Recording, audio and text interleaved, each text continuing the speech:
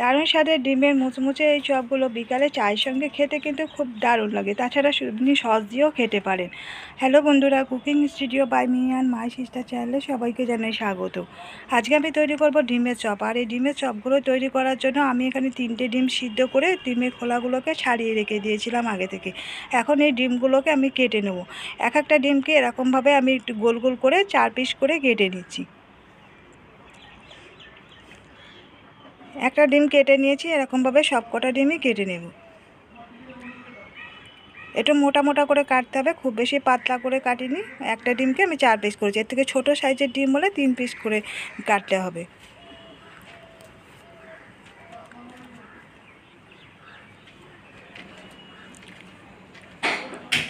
তিনটে ডিমই কেটে নেওয়া হয়ে গেছে। এখন একটা ব্যাটার তৈরি করব। তার জন্য একটা বোলের মধ্যে নিয়ে নিচ্ছি বেসন। আমি এখানে 4 চামচ বেসন দিয়েছি, আর চালের গুঁড়ো দিয়ে দিচ্ছি। শুকনো চালের আটা দিয়ে দিলাম 4 চামচের 2 চামচ। নুন দিয়ে দিচ্ছি অল্প একটু স্বাদ মতো। হলুদের গুঁড়ো দিয়ে দিলাম, আর লঙ্কার গুঁড়ো দিয়ে দিচ্ছি 1 চা চামচ, আর হলুদের গুঁড়ো দিয়ে দিচ্ছি 1/4 টিস্পুন। জিরের গুঁড়ো দিয়ে দিচ্ছি 1/2 চা চামচ। ধনের গুঁড়ো দিয়ে দিলাম 1/2 চা চামচ, আর গরম মশলার গুঁড়ো দিয়ে দিচ্ছি সামান্য একটু। এবারে প্রথমে সমস্ত উপকরণগুলোকে একটু চামচের সাহায্যে প্রথমে মিশিয়ে দিচ্ছি। আর দিয়ে দিলাম অল্প একটু ধনেপাতা কুচি। ধনেপাতাগুলোকে একদম মিহি করে কুচিয়ে নিয়েছি। এবারে অল্প অল্প করে জল দিয়ে ঘন একটা ব্যাটার তৈরি করে নেব। জলটা একবারে বেশি করে দেওয়া যাবে না, তাহলে খুব বেশি পাতলা হয়ে যাবে। ব্যাটারটা হবে একদম ঘন করে করতে হবে।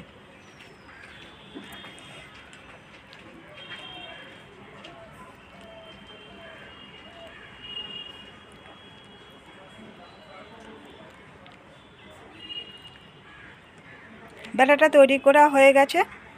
এখন এর মধ্যে দিয়ে দেবো খাবার সোডা। সামান্য একটু খাবার সোডা দিয়ে দিলাম, বা বেকিং সোডা। বেকিং সোডাটা দিয়ে আবারও ভালো করে হ্যান্ড উইক্সের সাহায্যে একটু ফেটিয়ে নিচ্ছি। এখন ব্যাটারটা তৈরি করা হয়ে গেছে। ঠিক এরকমভাবে থিকনেসটা হবে একদম ঘন। এখন চপগুলো ভেজে নেব। তার জন্য ফ্রাই প্যানের মধ্যে কিছুটা তেল গরম করতে দিয়ে দিয়েছি। তেলটা গরম হয়ে গেছে। এখন একটা করে কেটে রাখা ডিম নিয়ে, এই যে বেসনের ব্যাটারটা করেছিলাম ব্যাটারের মধ্যে ডুবিয়ে নিয়ে চামচের সাহায্যে একটা ডিম নিয়ে তেলের মধ্যে দিয়ে দেব। আর ডিমগুলো ডোবানোর সময়, বেসনের ব্যাটারে ডোবার সময় ভালো করে ডুবিয়ে নিতে হবে, যেন সাদা অংশ না বেরিয়ে থাকে।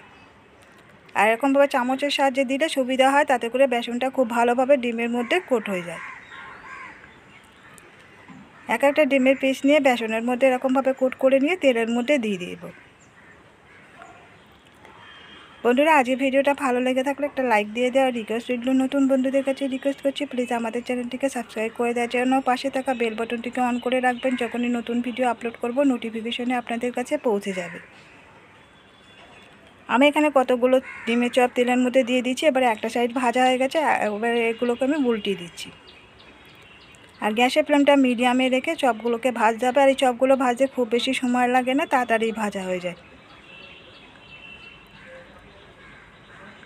এরকম একটা সাইড গোল্ডেন কালার হলে উল্টিয়ে দিতে হবে।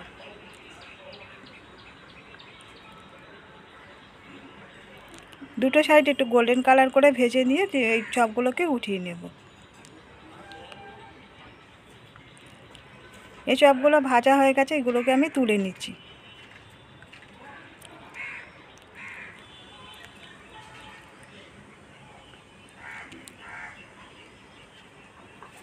কতগুলো চপ ভাজা হয়ে গেছে, বাকিগুলো একই রকমভাবে ভেজে নেব। তৈরি হয়ে গেছে মুচমুচে ডিমের চপ। আর এই মুচমুচে ডিমের চপ খেতে কিন্তু খুবই ভালো লাগে। আপনারা একবার তৈরি করে নিতে পারেন। আজকের মতো বিদায় নিচ্ছি। ফিরে আসছি আবার নতুন কোনো রেসিপি নিয়ে। ততক্ষণ সবাই সুস্থ থাকবেন, ভালো থাকবেন।